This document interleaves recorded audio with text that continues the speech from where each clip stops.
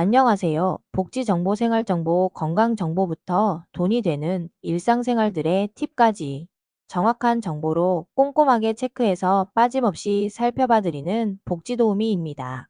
오늘 영상도 대한민국 모든 여러분에게 도움되는 영상이길 바라면서 구독, 좋아요 꼭 부탁드려요. 구독, 좋아요 설정하시면 빠른 정보 알림되고 행복한 일만 가득하실 거예요. 2025년부터 은행 업무는 여러 가지 중요한 변화가 예고되고 있습니다. 이는 최근 은행과 ATM 기기가 줄어드는 추세와 관련이 깊으며 이러한 변화에 대한 우려가 커지고 있는 상황인데요. 특히 모바일 및 인터넷 뱅킹의 사용 증가로 인해 오프라인 은행 업무의 변화가 절실히 필요해졌습니다. 이러한 변화는 고객들에게 더 많은 편리함을 제공하겠지만 동시에 여러 가지 고민거리도 동반하게 될 것이라고 합니다. 그렇다면 구체적으로 어떤 변화가 일어날지 자세히 살펴보도록 할게요. 첫 번째로 오프라인 오픈뱅킹의 도입이 있습니다. 기존에는 특정 은행에서만 거래가 가능했으나 이제는 여러 은행의 업무를 한 곳에서 처리할 수 있게 됩니다. 예를 들어 국민은행 계좌를 가진 고객이 신한은행이나 농협에서도 거래를 할 수 있게 되는 것입니다. 이를 통해 고객들은 다양한 금융 서비스를 보다 쉽게 이용할 수 있으며 시간과 장소에 제약받지 않고 편리하게 은행 업무를 처리할 수 있다고 합니다. 이 시스템은 원래 지난해 12월에 시행될 예정이었으나 준비 부족으로 인해 올해 상반기 안으로 시행될 예정입니다. 고객들은 가까운 은행에서 모든 업무를 처리할 수 있어 편리함이 증가할 것이라고 하는데요. 그러나 이러한 변화가 모든 고객에게 동등한 혜택을 줄 수 있을지에 대해서는 의문이 남습니다. 특히 정보 접근성과 디지털 역량이 낮은 고객들은 이러한 변화에서 소외될 수 있을 거라는 의견이 있었습니다. 두 번째로 ATM 기기를 없애고 STM 기기를 확대하는 방향으로 나아가고 있습니다.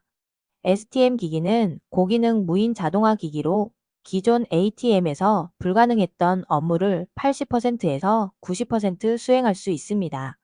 예를 들어 손바닥 정맥이나 지문으로 본인 인증 후 통장 사본 출력, 체크카드 발급 등이 가능합니다. 이러한 변화는 AI 시스템을 통해 이루어지며 점점 더 많은 은행 업무가 자동화될 것입니다. 하지만 동네 은행의 감소는 아쉬운 점으로 남을 수 있는데요. 많은 고객들이 동네 은행의 따뜻한 서비스를 그리워할 가능성이 큽니다.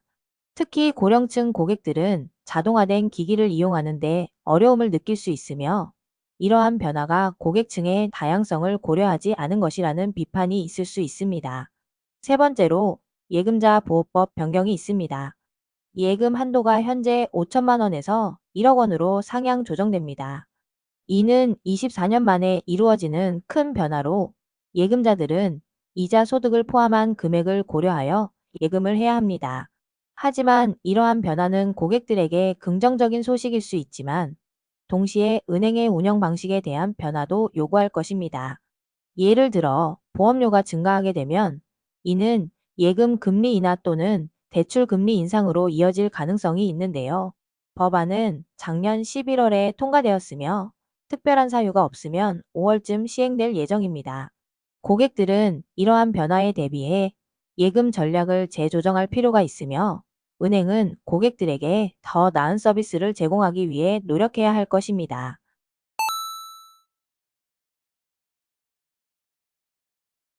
네 번째로 차고 송금 반환 제도가 개선되는데요. 최근 휴대폰으로 송금하는 경우가 많아지면서 차고 송금이 증가하고 있습니다. 이로 인해 많은 사람들이 불편을 겪고 있으며 이를 해결하기 위한 제도가 필요했습니다. 이제는 예금보험공사가 대신 돈을 받아서 반환하는 제도가 도입됩니다. 최대 1억 원까지 회수할 수 있으며 연간 무제한으로 신청할 수 있는 이 제도는 특히 실수로 송금한 경우에 유용합니다. 예를 들어 자녀가 부모에게 송금할 때 실수로 다른 계좌로 송금한 경우 예금보험공사를 통해 쉽게 돈을 회수할 수 있는데요. 이러한 변화는 고객들에게 큰 안도감을 줄 수 있는 요소이며 보다 안전한 금융 거래를 가능하게 할 것이라고 합니다. 다섯 번째로 새로운 화폐인 CBDC의 도입이 예정되어 있습니다. CBDC는 중앙은행에서 발행하고 관리하는 디지털 화폐로 현금과 동일한 역할을 합니다. 디지털 화폐는 물건 구매 시 현금이나 카드 대신 사용할 수 있으며 현재 9개 은행을 통해 테스트가 진행 중입니다.